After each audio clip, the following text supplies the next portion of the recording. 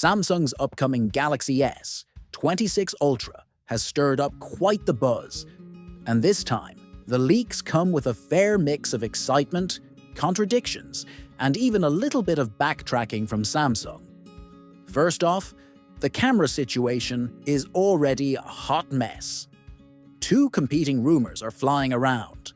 One claimed Samsung would stick with the S25 Ultra's quad-camera layout, but bumped the 3x telephoto lens up to a 50-megapixel sensor.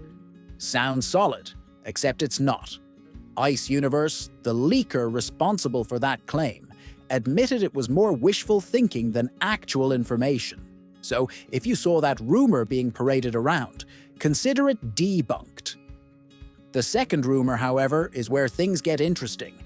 It suggests that Samsung is scrapping the 3x and 5x zoom lenses altogether in favor of a single 200-megapixel periscope lens with 4x optical zoom, a one-lens-to-rule-them-all approach.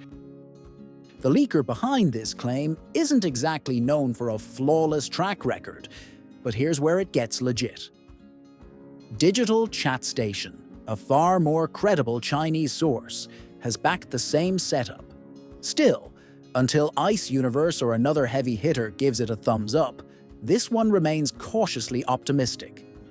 Meanwhile, Samsung is apparently having second thoughts about one of its more controversial decisions with the S25 Ultra, the removal of Bluetooth functionality from the S Pen. Now, there's talk that the S26 Ultra might bring it back. Sounds like a win for die-hard S Pen users, right?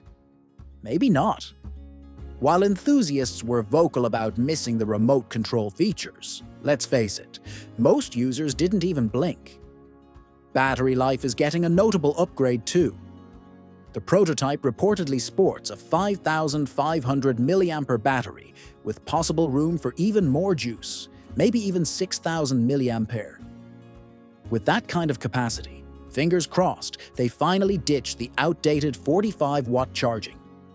Seriously, 45 watts in 2025? That isn't very comfortable.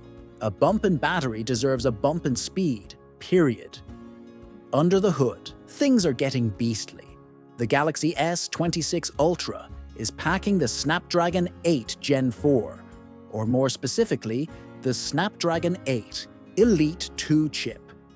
Early Antutu benchmarks are already out, showing a whopping 41% performance increase over the original Elite 1. Sure, Antutu isn't the most bulletproof indicator of real-world power, but a 41% leap? That's a headline grabber, especially considering the Elite 1 was no slouch to begin with.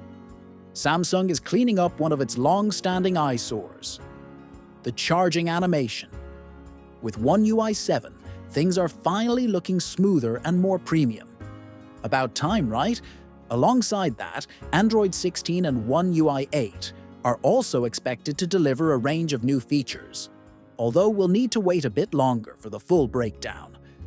The Galaxy S26 Ultra was initially set for an April 15th launch, but that's no longer happening.